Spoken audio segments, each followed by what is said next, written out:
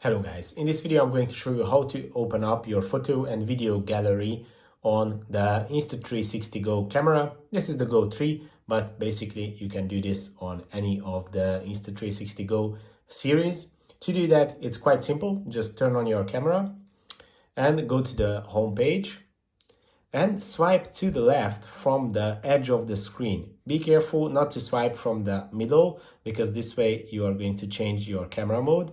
But you have to swipe right from the edge, and this way it is going to open up your gallery, where you can either scroll down the videos like this or open up the whole gallery just like this, and you can manage your videos. You can even start a video and watch it. You can even jump into it to see. You can delete it, change the volume, and basically you can do whatever you want, just like on a phone. So that's it for this video. I hope it was helpful for you. Don't forget to subscribe and see you in the next one.